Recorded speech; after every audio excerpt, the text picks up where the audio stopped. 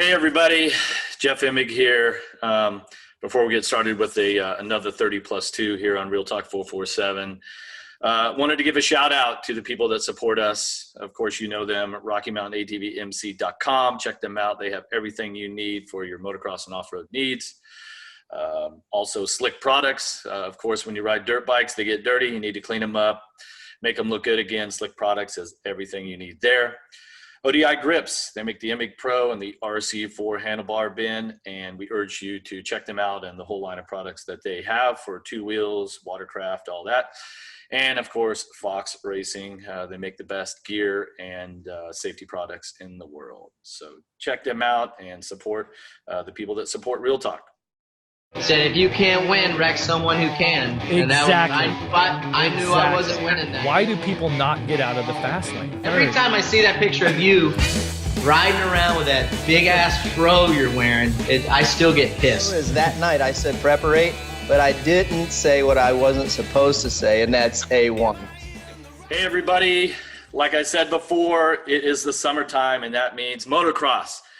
30+2 for Pro Motocross and Mxgp. We have a special guest here today, so we're going on the clock with Paul Malin and Ricky Carmichael for 30+2 starting now. How you doing, boys? I'm good. Paul, good. Welcome to Real Talk 447, and Ricky and I have our special summertime edition. Like I explained to you, we're calling it 30+2, so we're going 30 minutes, plus a couple questions at the end to wrap it up. But we are doing a special show here. Talked to Paul, said, hey, you mind doing a couple of tidbits for the 30+2 show? Bring us up to speed on what's happening with the Mxgp. And then once I started making the notes, I realized that is impossible because Mxgp's got 5 races in the books. There's been a lot happening, and anybody that's been around Paul, you know that he can talk in detail. And we appreciate that. So, Paul, welcome to the show. Thanks, great to be here, and good to see you both, actually. It's been a while, it's been too long, if I must say so myself. Well, dude, I was supposed to be in Europe 4 times already for some stuff with Fox Racing and catch up with you on the MXGPs, and I haven't flown since this whole mess started. I've not been back home to England since Matterley Basin, which was round 1 at the end of February, because my wife and I were based in Belgium. And straight after the first race, we were back here just over the border in Holland at Valkenswaard. And then literally 3-4 days after that, we all went into lockdown, and that was it. So, you know, nobody could travel, nobody could do anything. Shops, bars, restaurants, everything was closed apart from emergency and essentials. And the knock-on effect of that was a delayed calendar and a massive restructure, you know, and it was, 154 days between gate drops, between round 2 and round 3. So just over 5 months. A lot of twiddling of thumbs. That's a lot of off-season, right? I mean, that's 2 off-seasons in one. You know, they just got off of an off-season, did a couple of pre-season international races, 2 GPs, and then back in off-season part 2, but longer, twice as long as the one they have in the winter. So it was a tough time for everybody, you know?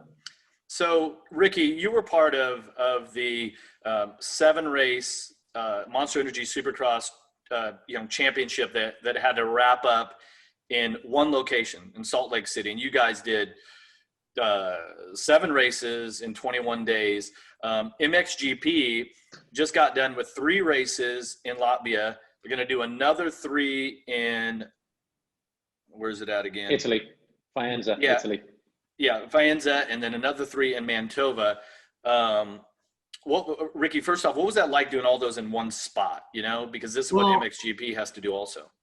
Yeah, well, I mean, Paul, you probably have the same experience after being in Latvia, but I personally liked it. It was really easy. Everything was scaled down. There weren't as many people. So as far as walking around and everything, I mean, it was just everyone was basically there to do the job. And really that was it. You got there, minimal time. We really couldn't converse with the riders much. So yeah, I mean, everybody just, they did the best that they could in the protocols to limit our time at the stadium and around people. So I personally liked it. I think it went as well and as smooth as it possibly could have. The whole group at Feld did a fantastic job. The Utah Sports Commission did a great job. The health department as well. They had it all sorted out. And like I said, I'm repeating myself, but I enjoyed it because you're able to get in a rhythm, and it was super, super convenient. And I didn't really hear much negativity about it at all from the riders when we were there. And I'm assuming it was the same for you guys, Paul, in Latvia. Absolutely, Ricky. And, the thing that we had to do, there was a protocol from IMR, In Front Motor Racing, the promoters of the F1 Motocross World Championship. And before we left, and this was in conjunction with, the Latvian health and government and, sports people and everybody, in order to make sure that everybody was on the same page. So my case, for instance, if I wanted to fly on Thursday to get to Latvia, I had to have a COVID test no later than Tuesday and not before Tuesday. So, 72 hours. So had to have a test for COVID on the Tuesday.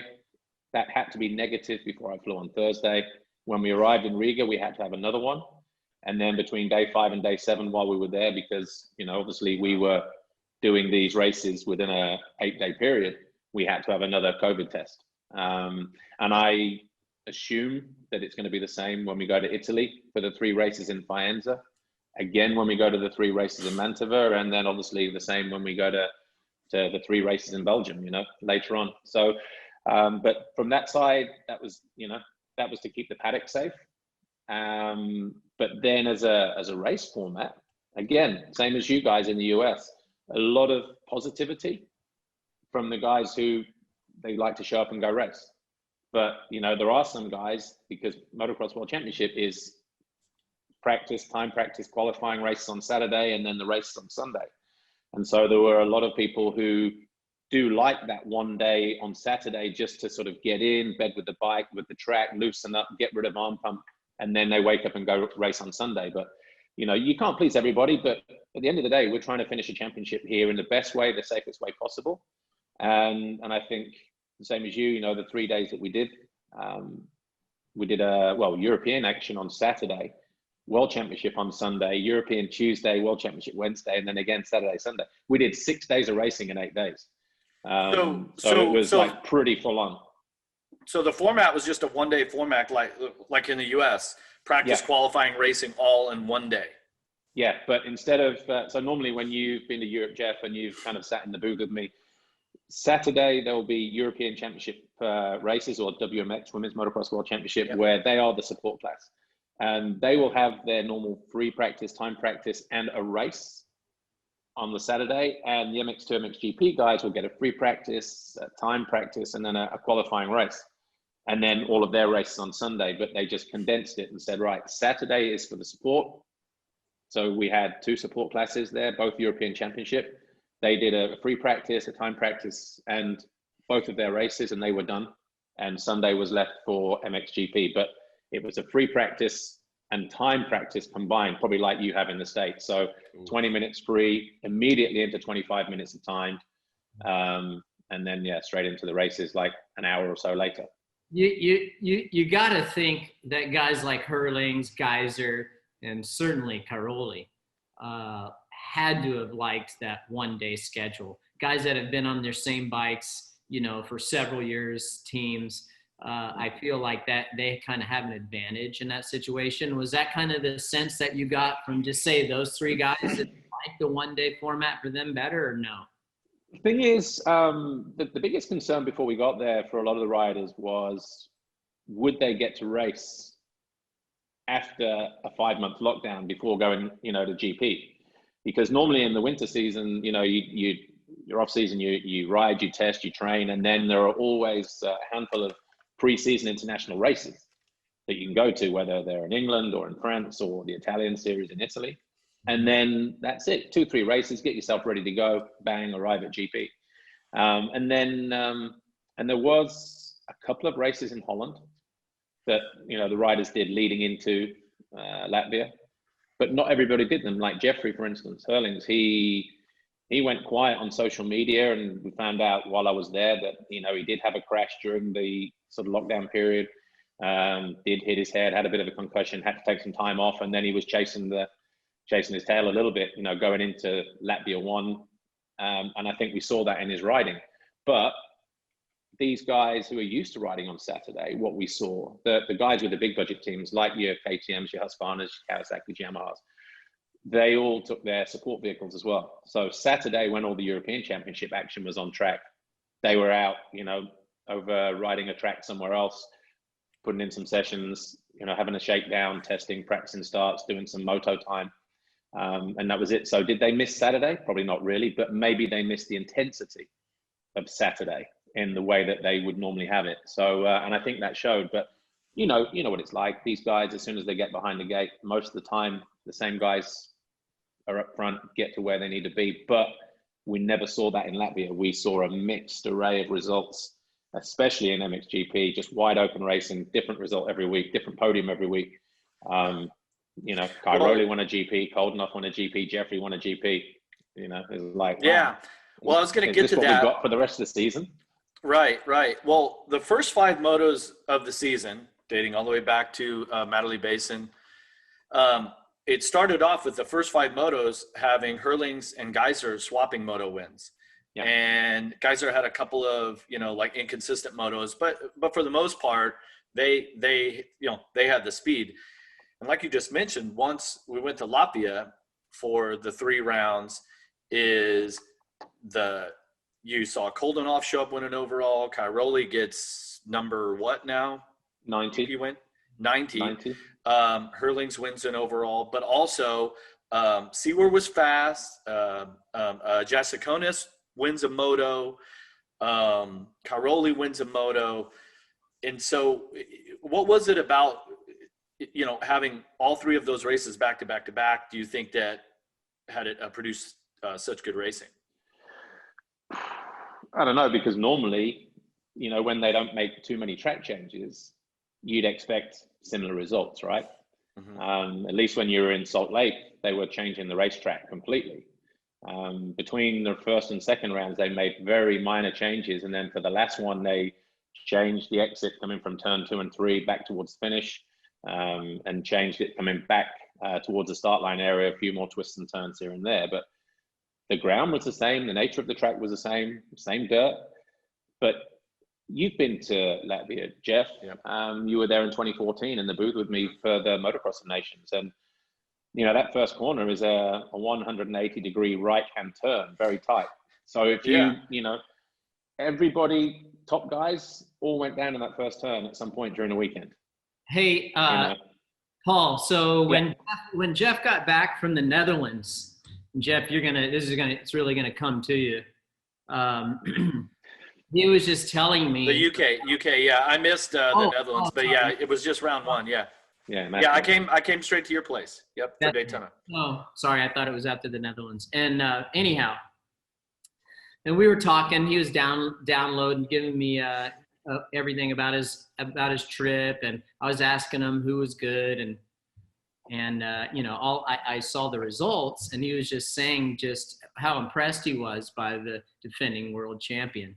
And he, basically you told me that you were going to give the advantage to him. How are you feeling about that prediction right now, based on what you've seen? We got 5 races in. You still feeling like Herling's the man, Jeff? Or Geyser's the man? Geyser. Well, the inconsistency, every one of these riders on the GP circuit, no, every one of them, it just depends on the year. It's inconsistent with who is inconsistent, right? Yeah. And last year, Herlings made some mistakes. Cairoli, but this year it's Geyser. So yeah, I mean, when you look at the results, it's very, very up and down. But he's had 2 DNFs in the last couple of races, right? And both of those were his deal. He has a huge points lead, though, right? No, Herlings does. Herlings, yeah. Herlings does, yeah. That's what I'm talking about, yeah. Yeah, Jeffrey has a 46-point lead, and I think it was around sort of 8-ish going into the whole Latvia trip. The first 3 rounds, Tim on the podium, second every time he went out, second overall. So, the UK, the Netherlands. 5 months later, Latvia won. Then he crashed in the first race in Latvia, didn't score, harmed his point score, 13th overall. The second round, he wins the race, and then electrical fault or something cut out on the bike. Oh, that's right. So 8th overall. So all of a sudden, Jeffrey was always playing catch up, and going in, a lot of people were going, okay, Latvia, Jeffrey's won 6 times there. He's going to make it 7, 8, 9. Didn't happen. Didn't win a race until the final round. Didn't win an overall till the final round. And that coincided with, Tim having another problem with the bike. And before you know it, almost 50 points clear. It's almost, a weekend. So just like that. Ricky, you always made the comment, you win your championships on your bad days, but some years, you make a mistake yourself, you get no points, you have a mechanical, which is out of your control. And so now all the riders have, they've got a big hole to dig themselves out of, if they want to have any shot at catching Hurlings, because, and for Jeffrey, this might allow him to be a little more, calm and safe. So. Yeah. Go on, Ricky. Yeah. That's what I was going to say. I mean, you boys know just as well as I know that, I mean, when you give a guy like that a cushion, he's not in a must situation, and, he can pull back a little bit, kind of manage his championship. And like you were saying, Paul, I mean, he's almost a weekend ahead. And the funny thing, halfway point, boys. Yeah. But the funny thing is, I was talking to Dirk Grubel, the Red Bull KTM technical chief, and just getting the information on, why Jeffrey was so quiet in the lead up. And he was the one that told me that he had a crash, and he did hit his head and he took some time off. But he also told all of the team, said, hey, when we look at this new calendar and we go 3-3-3 week off, 3-3-3 week off, and 3-3-3, all these triple headers, there is no time. You cannot make a mistake. You cannot afford to lose points. And all of those guys got through it. Yet, the Honda guys, they suffered with a crash, and also a DNF from a mechanical point of view. So, but I still think there's a long way to go in the championship. I really do. I don't think that lead is going to tell the whole story still, No, I mean, and Hurlings can be a ticking time bomb, and it's interesting that it appears from those preseason quotes that we saw from him that he's like, look, I'm not trying to win every race now this year. And maybe he's trying to tell himself that, okay, I don't have to win every race to win the championship. But it's a lot like what's the animal trying to change its spots? What do they call it? Chameleon? No, not a leopard. Big cat. A leopard trying to change its spots. I don't know. I get them all confused. A leopard trying to change his spots. So he's raced one way his entire career. He's raced one way, and it's been like breaking out the hammer, and I'm going to smash everybody. And now this year is going, okay, I don't have to do that, right? And consequently, he's got 86 or a 46-point lead. 40, yeah. But it'd be interesting to see if he can stick to that philosophy. You know what I mean? Because in my opinion, it just seems like that every one of these riders has these little periods of the championship where they just explode, and that allows, the one that manages not to do that during the year ends up being the champion. But like you said, with all these races back to back to back, and there's going to be no room for mistakes. What are your thoughts on Jorge Prado, 2-time MX2 world champion the last 2 years, comes into MXGP, breaks his femur in December, 2 months later shows up to race the first round at Matchley Basin, gets through it with 26 points, which was 10th overall. Gets through Valkenswaard, has a 5-month layoff, and starts to get fit. Breaks a collarbone, has a couple of weeks off, and then turns up in Latvia and rounds out that trip with 3rd overall, his first podium in MXGP. So I think there's a dark horse lurking there. And also Roman Febvre, who got on the podium, first ride back.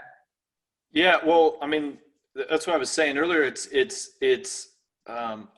When I was watching your updates after each race, you know, it's like all of a sudden Koldenhoff has a weekend. Cairoli goes and wins again, which was amazingly popular and everything. Jessiconis wins. Seaward gets a second in the one moto. I mean, there's a lot of competition. And therefore, it's like, yes, for the championship, you kind of have, you know, right now you've got Geyser and Hurlings racing for the title at the moment. But there's so many other riders that can get in there and disrupt that. And that's why I don't think that Hurlings or Geyser or any of these guys are safe. It's like every time they go out, like it's on, and the racing is phenomenal right now. Yeah, it's been close. It's been close. You know, MX2 has been a little bit more sort of. You've got two guys at the top with Tom Vial leading at the moment and Jago Geerts second. Again, they went to Latvia 8 points apart. They came away 8 points apart, but you know, up and down rides for both.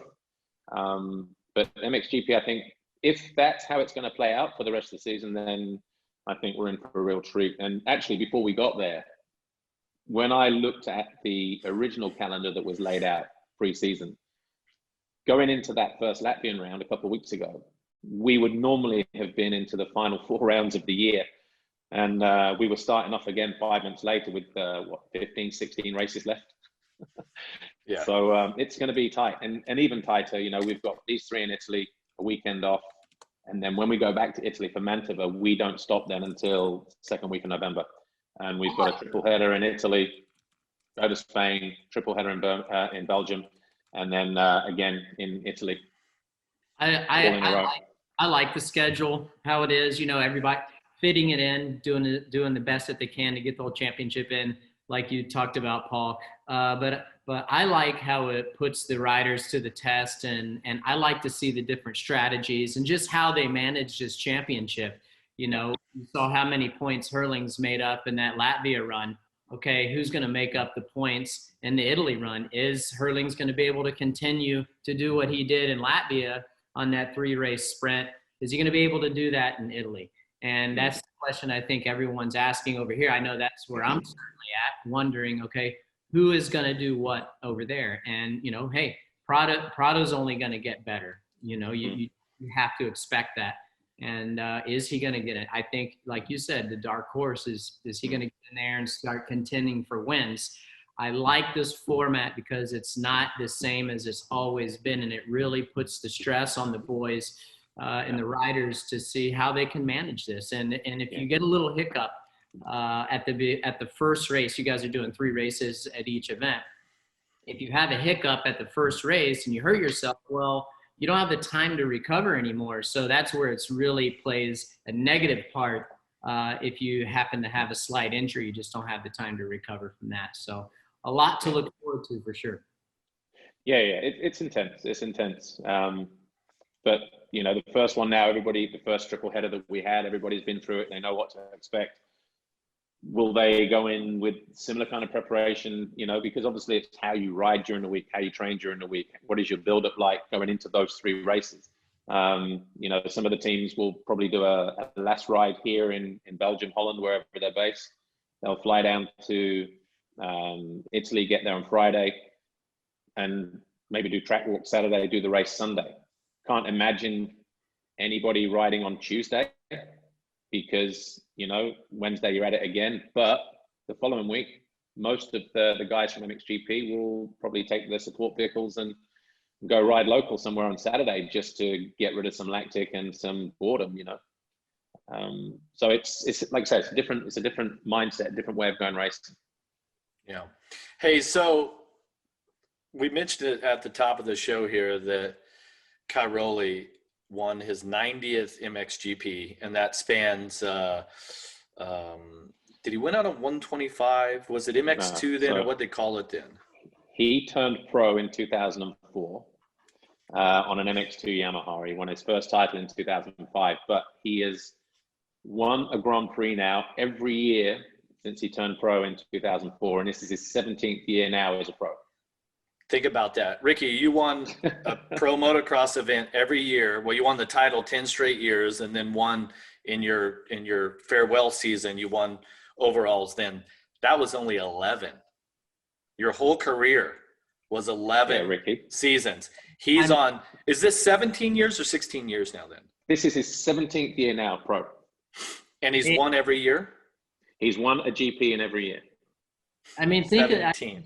I remember being at the Motocross of Nations in 05, and you know, it just blows my mind seeing him and how competitive he was at that race at a young age, and then he's still out there and he won a GP. It's really incredible, you know, him and Chad Reed over here, just how competitive they are still for as long as they've been in the game. Yeah. And that's hard. I couldn't imagine. Yeah. Jill's like, hey, look, you can keep racing if you want, but we got to have a baby sometime. Well, let's get going with this. So. Yeah, they got the baby. Yeah. It really is pretty incredible. And what's crazy is you think about how long he's been at it, and he's at 90 wins. He's still 10 short of Stefan Everett's record, right? It's right at 100 wins. 101, Stefan. Oh, 101. Yeah. Yeah. So, man, that's these last 10 or 11 is going to be like Mount Everest. That'll be like the steepest part there. What's that climb on Mount Everest? Hillary's? No, is it Hillary's thing? I don't know. Anyway. I don't know. Paul, But Jeffrey's gone 89. Paul, what's it like for like the protocol for Parc Formé and the mechanics going down to the line? So the mechanics couldn't even ride with the riders on their motorcycles from the semis to the staging area or anything. They had to walk and all that. To be honest, from what I saw, when the rider went to the line, if he took his mechanic with him, everybody had to be masked up in your own little bubble. So we did some team reports while we were in Latvia, as the usual, fill in during the live broadcast. The Monster Energy Kawasaki team had their protocol, which was, everybody wears a mask, nobody comes in from the outside. So when we were doing a team report with Lisa and the guys, they stood beyond the perimeter of the awning. They had the boom mic. They still wore masks, and the personnel, so the team manager and the two riders, Clement de Sal, Romain Febvre, they were sat 2-3 meters away wearing masks during the interview. To contrast that, there was also a team report with the Monster Energy Yamaha team in MX2, and their protocol was, they were in their own bubble, not wearing masks, but if anybody went in to do a team report, which we did, they were, the camera crew and Lisa, the presenter, would wear a mask. But on the team owner's insistence, he was like, no, we're going to do the team interviews without the mask, because they were in their own bubble. But as soon as you set foot out of the, your awning and was walking through the paddock, you needed to mask up. And that was also in the, the waiting zone. Skybox was very, very restricted. Pit lane was also very restricted, like media people. If you're just like a press officer, for instance, maybe you couldn't access pit lane anymore, couldn't access the start line anymore. So they clamped down on a lot of places where you could and couldn't go. Even our permanent passes, we were given a temporary pass for that triple header. We'll get another one when we go to Italy next week. But it's on each weekend. Yeah. And then podium stuff. They, arrived at the podium wearing masks, and they did the whole ceremony wearing the masks. I think in MotoGP, we've seen they can arrive on the podium with a mask and take off the mask for the celebration. But in World Superbike, maybe we've seen where they maintain the mask. In Formula One, maybe they can take it off. So there's, it depends on the organization that's running it. But Mxgp, they've got a very strict mask policy. So we're getting close here. We got 2 minutes left. You make any predictions here that we've got 6, 7, how many? Eight races left? 3, 3, and 2? What do we got? Actually, we've got 3 in Faenza, 3 in Mantova. There's 6. 1 in Spain, 7. 3 in Belgium, 10. 2 or 3 more in Italy and Trentino, so at least 12. Oh, I missed the ones in Belgium. Yeah. That's cool for me. I'm 15 minutes from there. So. Well, and it's going to be hot down in Italy too, right? Does that give the edge to anybody? It was hot in Latvia, actually. Really hot and humid on the first and the last ones. It was cooler on the Tuesday race, Wednesday race. But, you know, these guys, they're used to riding in the heat. And also when they did start training again, coming out of lockdown, we were temperatures between 30 and 35 degrees here. Belgium, Holland. So, you know, they were prepared. And they're only doing 1 day, not 2 days and things like that. So it's difficult to say. I think you can grab starts. Some circuits favor some riders. A lot of it's going to be on the start, as you know, but there are some riders who can come through the pack, like Jeffrey can, you know, Tim can, for instance. Roman Fevre is not afraid to sort of burst through, but there are some start guys that do need to rely on a good start, you know. So it's just going to be, but I think it's like Latvia, anything can happen. Get around the first corner, stay out of trouble first couple of laps, but of course, plenty of people didn't stay out of trouble the first couple of laps, and that's why we got such fantastic racing. So I think we'll see more of the same. Yeah, that's for sure. It's been, you know, every time that I go over in the summer and I join you in the booth there for the broadcast, I'm always surprised, especially these last, let's say 5 years, like it's the level of riding and intensity.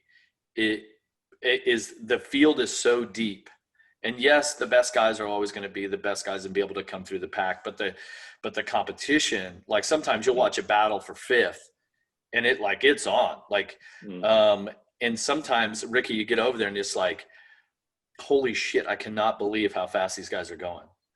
You know? Yeah, I mean, there's no doubt the GP guys, you know, they have so much speed. It's crazy. A lot different. Even their style is completely different to when I was racing. Jeff, you were racing against the GP guys, and it's great the evolution that they have made. It's definitely been cool for me to see the progress that they've made. It's fun to watch. There's no doubt about it, and it's impressive. And the battles actually in Mxgp, they were sort of 10 deep. You know, guys down to 10, 12th place were scrapping. You know, really getting stuck into each other, and literally you couldn't. When I was getting ready to do my sort of immediate highlights reel straight after the races, during the live broadcast, I'm thinking, man, we don't have enough time to put all the action in. There was so much passing and crashing and, bar banging and taking out and stuff. So it was, it was exciting, really exciting. Well, time's up. So we got 2 left here. My question for you, Paul, is going to be the cancellation of the Motocross of Nations. And what does that mean? How did they come to that decision? And what's your thoughts on that? There were 2 reasons actually.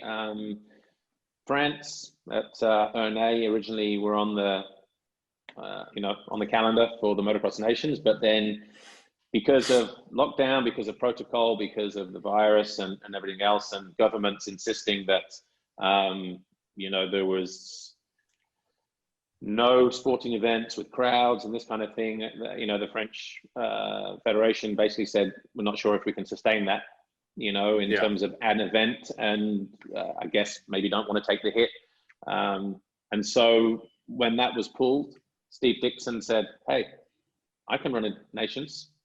And so Matterley was earmarked, and they did their, health and safety risk assessment and sort of said, they could have so many people per square meter and they could, advance sales. But then while things were looking good there, U-turn from the government saying, again, no outdoor concerts, events, things like that, blah, blah, blah. So it kind of really, put a dead end to it.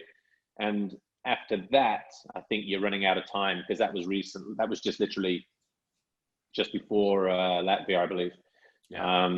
So you're running out of time then to ask someone like Teushenthal or whoever, to step up and put on the event in such a short space of time, only to be told, hey, Europe has spiked and we have to cancel again at the last minute. So I think it's the right decision.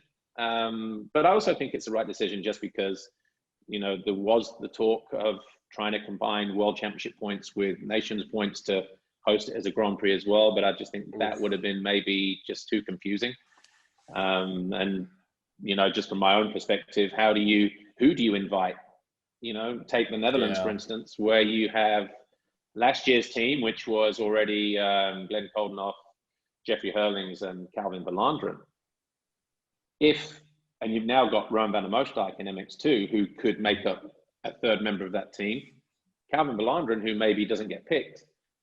Well, does he get to race? Brian Bogus, does he get to race? But do they then interfere with play? You know, it just gets a little bit messy and confusing because you can have 5 or 6 guys from the Netherlands and maybe from Belgium, because 3 of them are riding for World Championship points, but 3 are riding for their country. And do they interfere with play and results and that kind of thing? So I think, you know, keep it as it is. Let's just wait a year, get everybody back in, have it for what it is. Ricky, you've raced it. Jeff, we've all raced it. Yeah, and it's a unique event, and it needs to maintain that status. Yeah, it's too much to take on. It's too much to take on, unfortunately, this year. Yeah, and the status of that event deserves for it to be open and, you know, normal. I mean, you know, we've all been there. We've all raced the event. We've all been fortunate enough to win the event, and the fans and the support and everything that race represents, it deserves to have that. And if you limited the fans or had no fans, it just wouldn't be the same event. Yeah, and no paddock access as well, you know. That's also part of the thing, you know, coming back from the track through the paddock, and you've got your leprechauns, you've got your people dressed up in the traffic cones, you've got people dressed up in, you know, whatever, suits and costumes. It's just a bonkers race. It's crazy, and that's the beauty of it. You know, some people, that's their mecca. You know, that's the only race they go to each year, and they go for a wild time. Ricky, you take the last word here. Oh, yeah, great stuff, great insight.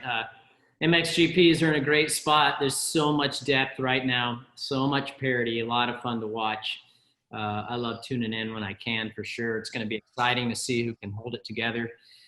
Yeah, can't wait for Italy. Yeah. It'll be great. You know, it's going to be hectic again, but, you know, we're all on board. We all know what's at stake. We all know, you know, the ins and outs of what we need to do when we get there, even from a broadcast side, you know, riders, teams, mechanics, managers, everybody. We've experienced one triple header now. And so everybody's a little bit more versed, if you like, in terms of what to expect this time around. So will we see slightly different results? Maybe, you know, but will the action be as frantic as it was? Quite possibly. So I think, you know, if you're going to tune in, obviously in America, I know they showed the second race live on CBS Sports Network, and then obviously all the races are live on mxgptv.com. Without commercial breaks, you know, all through the weekend. So, you know, we have the highlights package on there as well, Behind the Gate, which is a 26-minute video of, you know, roundup of the race, team reports, all, you know, different kind of features and things like that. But, you know, if you're not already subscribing, make sure you do, mxgptv.com, and make sure you don't miss any of the action. And it's completely live as well, no matter where you are in the world. Well, Paul Malin, winner of the 1994 Motocross of Nations with Great Britain. We really appreciate you being on. It's always great to catch up with you. I'm bummed that I haven't got a chance to spend time with you this summer. Send my best to the wife. And we appreciate you being on this special episode of 30+2 in Real Talk 447. No problem. It's been a pleasure to join you guys. All the best with the show throughout the rest of the summer, what's left of it. And hopefully get to catch up with you guys very, very soon. But thanks again, and enjoy the rest of your day, guys. All right, thanks. Well, that's your update for MXGP. So we're going to sign off, and as always, we take you away with the Andrew McKeague Band and This Old Lie. Thanks, everybody.